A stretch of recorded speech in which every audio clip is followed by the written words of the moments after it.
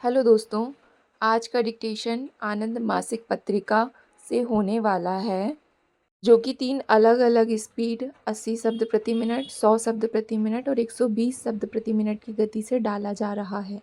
इसकी पीडीएफ अगर आपको अलग से चाहिए तो नीचे डिस्क्रिप्शन बॉक्स से आप टेलीग्राम चैनल ज्वाइन कर सकते हैं। वहाँ आपको सारे अपकमिंग वीडियोज़ की लिंक और पीडीएफ मिल जाया करेगी। तो ज़्यादा समय ना लेते हुए डिक्टेशन स्टार्ट करते हैं 5 सेकंड के बाद।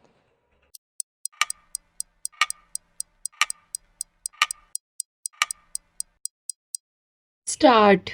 महोदय, मैं समझता हूँ कि मुंबई के बारे में जो वास्तव में हमारी प्रमुख कठिनाई है, उनके बारे में महाराष्ट्रवासियों और मुंबई के दूसरे लोगों द्वारा कई दलीलें दी गई हैं।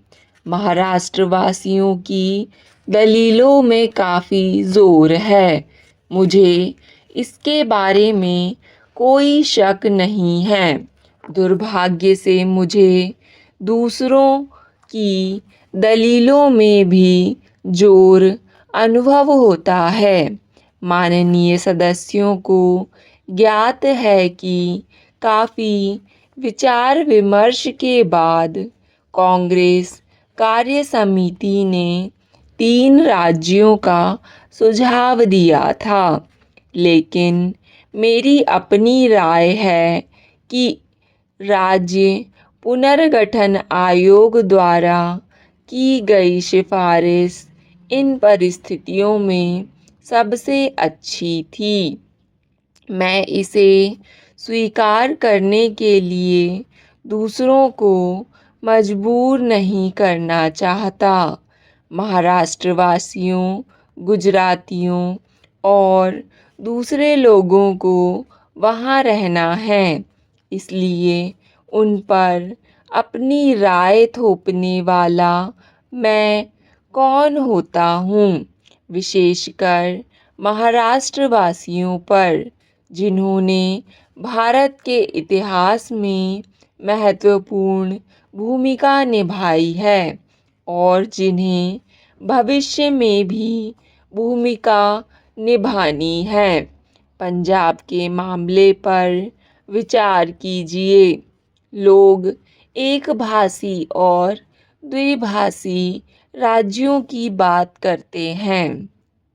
मैं किसी भाषा को जो महत्व देता हूँ, उस पर पहले ही बल दे चुका हूँ और पंजाब के संबंध में मैं पंजाबी भाषा को जो महत्व देता हूँ, उस पर बल देना चाहता हूँ। मैं इसे महत्व देता हूँ क्योंकि इस बात के अलावा कि बहुत से या सारे सिख इसे चाहते हैं, मैं यह नहीं समझ पाता कि हिंदी भाषी लोगों को क्यों आपत्ति होनी चाहिए। हमारी विचारधारा सबको समा लेने वाली होनी चाहिए।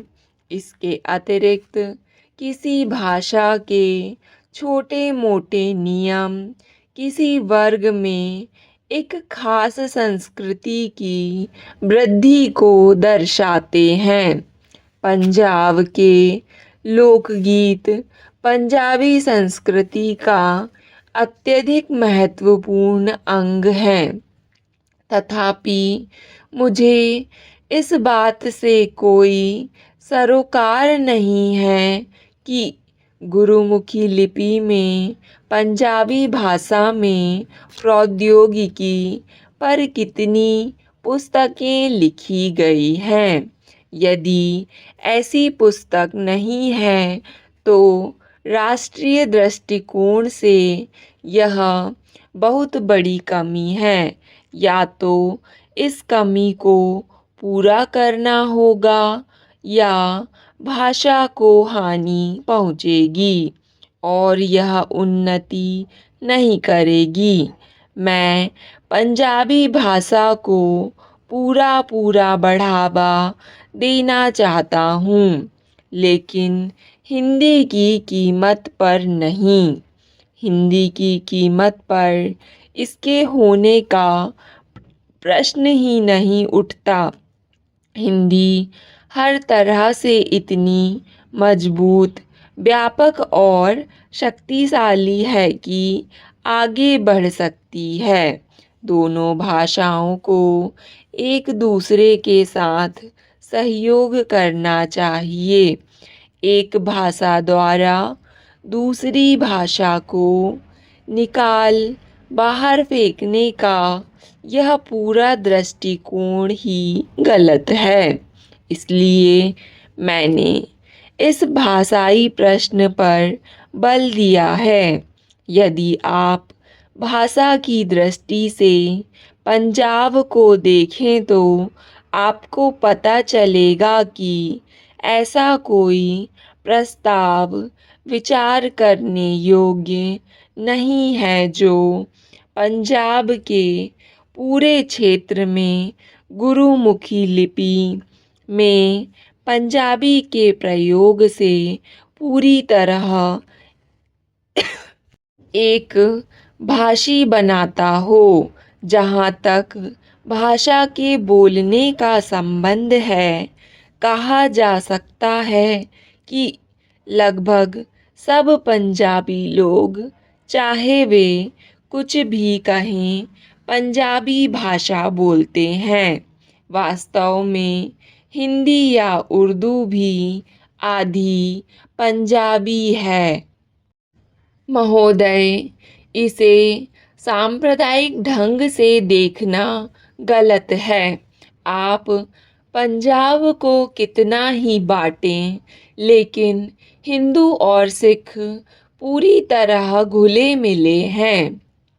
आप एक को 45% और दूसरे को 55% या एक को 30% और दूसरे को 70% आदि बना सकते हैं, लेकिन आप इस मूल तथ्य को नहीं बदल सकते कि हर गांव में दोनों आपस में पूरी तरह घुले मिले हैं।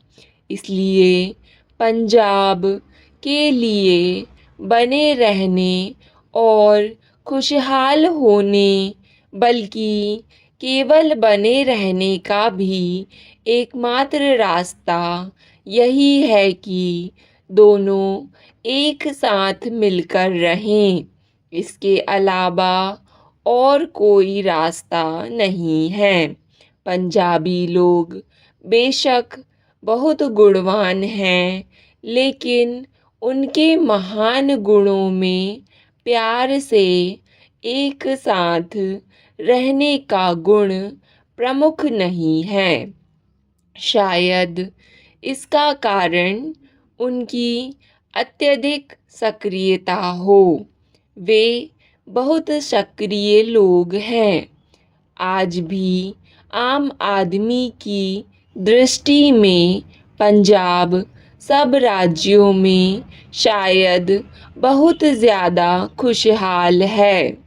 भाखड़ा नांगल और अन्य योजनाओं के कारण उनका भविष्य बहुत उज्जवल है। यह बहुत ज़बरदस्त भविष्य है और मुझे हैरानी होती है कि उनके सामने इतना काम होते हुए भी वे अपनी ताकत बर्बाद करें।